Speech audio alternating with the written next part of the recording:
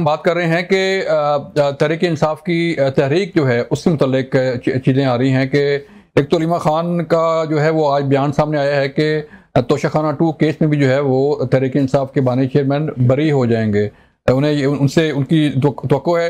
Doctor साहब, तहरीक इंसाफ की तहरीक तो जो है वो शुरू हुई थी और फिर इसे 90 डेज का भी ऐलान किया गया गंडापुर साहब की तरफ से। अब नेक्स्ट क्या है सर? कोई तहरीक, कोई एहतजाज, कोई चीज़ है प्लान में, या वही जो 27 का जलसा है पेशावर में वही होगा? देखिए, मैं अपनी बहन को, जो कि कहती है कि वो लॉ की स्टूडेंट है और वो कहती है कि ये एक एज अ डेमोक्रेट है, अब मैं शायद ये खफा ना हो जाए मेरी बात से, हर जगह पे लाइक नालायक स्टूडेंट होते हैं, ठीक है। अब मैं दोबारा क्लियर करना चाहूंगा, तोशाखाना के रूल्स, आपके हक में कोई बात करे तो वो लायक है, और जो आपको जो बात आपको जवाब दे आप उसको नालायक कहें, ये वतीरा है आप लोगों का। ये सर, आप सेनेटर हैं माशाल्लाह, पढ़े लिखे हैं, आप अपनी आप को पहले तो अपनी आप पहले अल्फाज की दुरुस्तगी करें, उसके बाद आप बात करें। आपने लाइक बाइक होने का ठेका लिया हुआ है यहाँ पे, आपके बारे में आपकी बातें मानते जाएं, आपको ठीक कहते जाएं, आप लोगों की बातों पे आमीन कहते जाएं, वो बात ठीक है। अगर आपसे डिफर करना मेरा बुनियादी हक है, मैं आपके नजरियात से डिफर कर सकती हूँ। शुमैला सुन लें आपकी बात। उनके साथ प्रोग्राम करना, आप उनके साथ कर ले, मैं हट जाता हूँ। नहीं, ठीक है, आप डॉक्टर साहब करें, आप बात करें। बताया कि आपको यूनिवर्सिटी नहीं है। ठीक है, आपकी बात आ गई मैडम, चलें। अच्छा, पर्सनल अटैक ना करें, बस पर्सनल अटैक नहीं होगा जी। डॉक्टर साहब प्लीज आप कंटिन्यू करें। देखिए, मेरी बात सुने, मैंने क्या इनका नाम लिया? मैंने भी आपका नाम नहीं लिया। तो मैं तो आगे चलते हैं ना, आगे चलते हैं सर। मैं तो सिर्फ ये कह रहा हूँ कि हर जगह पे लाइक नालायक लोग होते हैं। मैं तो हर जगह पे कह रहा हूँ, हर जगह पे लाइक नालायक लोग होते हैं। मैं तो ये तो नहीं कह रहा हूँ कि आप लाइक हैं या नालायक हैं, मैं सिर्फ ये कह रहा हूँ। आगे बढ़े डॉक्टर साहब, छोड़ दें कानून और आइन का। मैंने कब कहा है कि आप ठहर जाए, एक मिनट ठहर जाए ना। चलो, मैं नालायक सही, लेकिन सुन ले मेरी बात। जी। इस तरह है कि रूल कहता है कि आप तोशाखाना से जो भी तोहफा आपको मिलता है जो पुराना था, मैं 2024 का रिवाइज नहीं बात कर रहा हूं, मैं उससे पहले की बात कर रहा हूं। वो रूल कहता है कि जो आपको मिलता है उसका 15% आप जमा करा दें। ये 2018 वाला, ठीक है। 15% है, आप जमा कराएं और वो चीज अपने पास रख लें। इसमें 2 एग्जम्पशंस है। एग्जम्पशन का मतलब है इन चीजों के ऊपर यह कानून लागू नहीं होता कि आप अपने पास रख सकते हैं। वो एग्जम्पशन क्या है? एंटीक का मतलब समझना चाहिए। एंटीक किसे कहते हैं? एंटीक किसी तस्वीर बनी हुई चीज को नहीं कहते। एंटीक वो होती है जिसके ऊपर एक टाइम गुजर गया होता है, जो आज से 100 साल पुरानी होती है, 200 साल पुरानी होती है, 300 साल पुरानी। डॉक्टर साहब, मैं मेरी छोटी सी मेरी अर्ज सुन लें। एक मिनट ठहर जाए ना, मेरी अर्ज सुने। आप मेरी अर्ज सुने। आप मेरी अर्ज आप कर लें। एंटीक के डेफिनेशन सुन ले पहले। एंटीक उसे कहते हैं जो पुरानी चीज होती है, जिसका हिस्ट्री के साथ ताल्लुक होता है, जिसका आज मैंने चीज बनाई है, उसके ऊपर मैं बेहतरीन चीजें लगा लूंगा, वो दुनिया में अनमोल होगी, वो अकेली चीज होगी, लेकिन वो एंटीक। ये घड़ी भी अकेली थी वैसे, इसके साथ की घड़ी तो नहीं मर्जी हो ना, वो एंटीक में नहीं आता, वो एंटीक में नहीं आता। अच्छा। दूसरी चीज जो एग्जम्पशन है वो है गाड़ी, किसी किस्म की गाड़ी, कार, व्हीकल, किसी किस्म की, वो एग्जम्पशन है। इन 2 के ऊपर ये रूल्स लागू नहीं होते, ये आप नहीं ले सकते, ये आपने जमा ही रखना होता है। बाकी आप कुछ चीज ले सकते हैं, अब उसके बाद उसके ऊपर मॉरल या एथिकल वैल्यूज आ सकते हैं, लेकिन that is not a crime. आप कह सकते हैं कि ये गलत थी, आप कह सकते हैं कि अनएथिकल थी, आप कह सकते हैं ये मॉरल नहीं थी, लेकिन वो क्राइम नहीं है। सजा आपको क्राइम की मिलती है। डॉक्टर साहब, आगे बढ़े इससे। मैं तहरीक की बात कर रहा हूं, तहरीक इंसाफ की तहरीक के मतलब बता दें क्या प्लान हैं? तहरीक इंसाफ की जो तहरीक चल रही है वो आपको साथ साथ पता चल रही है। क्या आपको साथ साथ पता चल रही है? चलें शुमैला, अभी एज ऑफ टुडे हम लोगों का अकीदा है, मुसलमानों का अकीदा है कि जब आप समझते हैं कि हालात खराब हो रहे हैं, मुल्क के हालात खराब हो रहे हैं, तो आप लोग अजान देते हो। तो वो मुझे है वैसे आपके मुल्क के साथ तो लोग सिर्फ एग्रीमेंट कर रहे हैं, डिफेंस एग्रीमेंट कर रहे हैं, आप हालात खराब कर रहे हैं। शुमैला, लंदन में जो है वो इजलास होने जा रहा है और प्राइम मिनिस्टर UNGA में शिरकत करने के बाद भी वहाँ पहुँचेंगे। क्या खबरें हैं, क्या एजेंडा है? नवाज शरीफ साहब क्या जो है वो इजलास की क्या थोड़ा सा बताइएगा तफसील ज़रा। देखिए, हमारे लिए सबसे पहले तो ये फ़ख्र की बात है, और ना सिर्फ हमारे लिए बल्कि पूरी कौम के लिए, कि पाकिस्तान की जो एक दिफाई मुआहदा हुआ है सऊदी अरेबिया के साथ, और फ़लस्तीन को एक जो मुमलिकत के तौर पे एक मुल्क के तौर पे दूसरे कनाडा, लंदन और इन लोगों ने तस्लीम किया है उसकी आज़ाद रियासत को, जी, फ़लस्तीन की रियासत को। तो उसके लिए जो आवाज़, जो तवाना आवाज़ पाकिस्तान की तरफ से उठाई गई थी, उस मौक़िफ़ को दुनिया ने तस्लीम किया।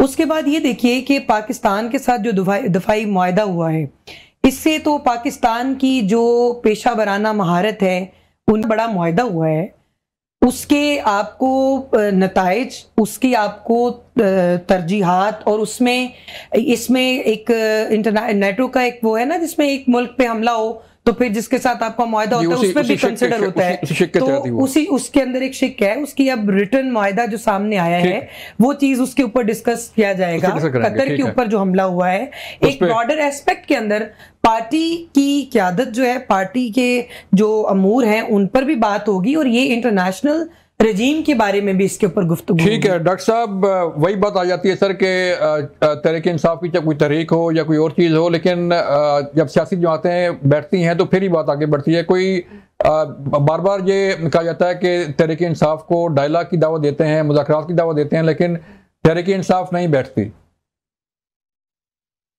देखिए, तहरीक इंसाफ दो वजूहात से नहीं बैठती। एक, जब मैं सीरियस हूंगा मुज़ाकरात के लिए तो मेरे actions would be louder than my words, means कि मैं कर रहा हूंगा उससे जाहिर हो रहा होगा कि मैं सीरियस हूं। मैं मिसाल देता हूं, मैं आपको कहता हूं कि आए, मैं और आप, मेरे और आपके एक लेट्स से एक प्रॉपर्टी के ऊपर झगड़ा है, और हम कहते हैं आओ मिल के इसके ऊपर बातचीत करते हैं कि ये प्रॉपर्टी आपकी है या मेरी है। तो हम एग्री करते हैं कि हम लोग आके इसके ऊपर बैठक करते हैं और आपस में बात करते हैं, लेकिन जिस दौरान में मैं और आप बैठना चाहते हैं, मैं उस प्रॉपर्टी के इर्द गिर्द एक दीवार खींचना शुरू कर देता हूं। आप मुझे बात बताएं, इससे क्या आपको जाहिर होगा? क्या मैं आपके साथ सीरियस हूं बातचीत करने में, या मैं आपको धोखा दे रहा हूं? आप मुझे बात बता दें कि क्या होगा ताकि मैं अगली बात कर सकूं। धोखा लगेगा कि नहीं लगेगा? डॉक्टर साहब, ये तो जो है वो समझने की बात है। अगर वो कोई धोखा समझेगा तो धोखा समझेगा, अगर उसको कोई पॉजिटिव सेंस में लेता है तो पॉजिटिव लेगा। सर ये तो डिपेंड करता है ना। आपकी और मेरी प्रॉपर्टी के ऊपर एक झगड़ा है, मैं और आप मिल के उस प्रॉपर्टी के ऊपर बातचीत करना चाहते हैं, लेकिन मैं अपने बंदे भिजवा के उसके इर्द गिर्द दीवार खड़ी करना चाह रहा हूं। आप मुझे ये बात बताएं कि इसको दुनिया क्या लेगी? इसको दुनिया लेगी कि ये आदमी से बातचीत करने के बहाने ये प्रॉपर्टी के ऊपर कब्जा कर रहा है, क्योंकि जिस दिन मेरी दीवार बन जाएगी वो कब्जा मेरा हो जाएगा। अच्छा, समझ आ गई बात?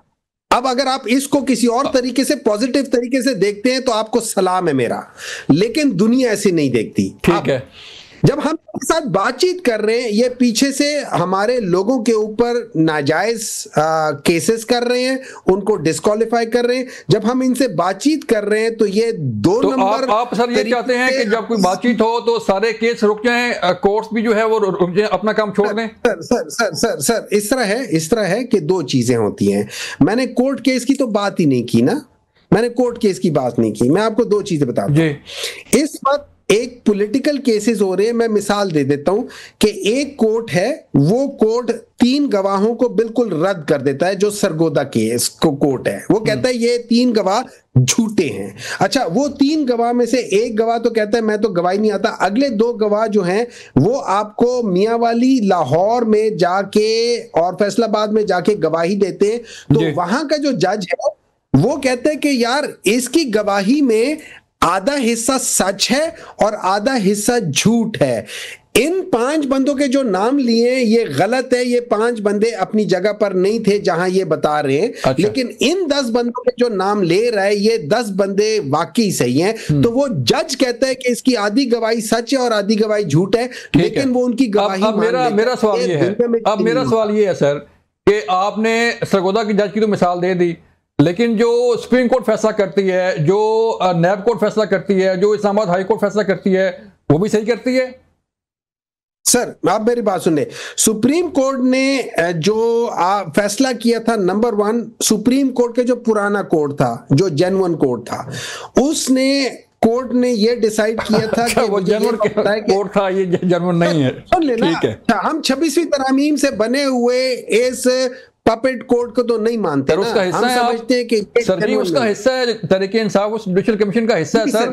नहीं सर, नहीं वो नहीं है, वो नहीं है, तहरीके इंसाफ नहीं था उसका हिस्सा, सॉरी नहीं उसका हिस्सा है सर। जुडिशल कमीशन जो बना था, जिसकी तश्कील हुई थी, आपके 2 मेंबर उसमें नहीं बैठे, उन लोगों ने बॉयकॉट किया था। अब आगे सुन लीजिए, वो कोर्ट ने ये कहा था, इंक्लूडिंग द चीफ जस्टिस, जो काजी फायज ईसा, जो ना काजी था ना फायज हुआ और ना वो ईसा की तरह सच्चा था, उसने कहा, इलेक्शन कमीशन से पूछा कि भाईजान आपने मेरे जजमेंट पे कैसे पता कर लिया कि इनको आपने पाकिस्तान तहरीक इंसाफ को as a political party disqualify करना, ये नहीं हो सकते। उसकी बेसिस पे एक जजमेंट आई, उस जजमेंट में से 13 में से 11 जजेस कहते हैं कि ये सीटें हैं पीटीआई की, इनको मिलेगा कैसे? उस मिलने के उसमें मैं शुमाइला से जवाब ले लूं सर, अगर आप कहें तो। आपकी जो वही बात हो रही है कि डायलॉग इसलिए नहीं हो रहे कि आप कब्जा करना चाहते हैं तहरीक इंसाफ की दीवार पे, प्रॉपर्टी पे, उसके बगैर जो है वो डॉक्टर साहब कह रहे हैं कि मिसाल दे रहे हैं कि नहीं ऐसा होना चाहिए। देखिए डॉक्टर साहब मोहतरम है, उनकी एक अपनी राय है, जाहिर सी बात है उन्होंने अपनी जमात का मौक़िफ़ बयान करना है और अपनी लीडर को जो है वो डिफेंड भी करना है, लेकिन दुनिया उनकी नज़र से नहीं देखती, हम उस नज़र से नहीं देखते। हो सकता है मैं अगर बात करूँ वो शायद उस नज़र से ना देख पाएँ। हमें क्या ज़रूरत है इनकी जमात के ऊपर कब्जा करने की, या हमें क्या ज़रूरत है, आप हमें बताएं कि इनकी जमात की आज जो हालात हैं उसकी एक मेन वजह यह है कि इन्होंने पुरानी जो एक बॉटल है उसके ऊपर नया रैप लगा के मार्केट में मुतारिफ कराने की कोशिश की थी। इन्होंने पीपल्स पार्टी से इधर उधर के जो लोग थे, इनके जो अपने लोग हैं ना, ये बात चाहे सेनेटर साहब हैं वो उस बात को भी शायद अंदर से तस्लीम करें कि इनकी जमात का जो डाउनफॉल आया है उसकी रीजन ये है कि इनका जो हकीकी कारकुन था ना, जिन्होंने इनके साथ 22 साल से जो है वो खड़े रहे हैं, वो लोग भी इनसे नाराज हैं क्योंकि इन्होंने इधर उधर के लोगों को ओबलाइज कर दिया। अब जब वो ओबलाइज कर दिया, उनकी नालायकी से आज ये लोग अंदर हैं। ये किसी को ना तो ये है कि किसी एस्टैब्लिशमेंट को वो दोष दे सकते हैं, ना पीएमएलएन को दे सकते हैं, ना पीपल्स पार्टी को दे सकते हैं। इनकी अपने ही लोगों की नालायकियां हैं जिन्होंने यहां तक लेकर आए हैं। उसके अंदर सबसे बड़ी बात है कि देखिए इन्होंने एक ऐसी जमात को चूज किया जिसकी अपनी रिप्रेजेंटेशन ही नहीं थी, जो कि एक पार्लिमानी जमात ही नहीं थी। अब देखें ये अब इनको पीएमएलएन ने कहा था या पीपल्स पार्टी ने कहा था, ये तो इनके डायलॉग होना चाहिए, इनके आपस की बात है।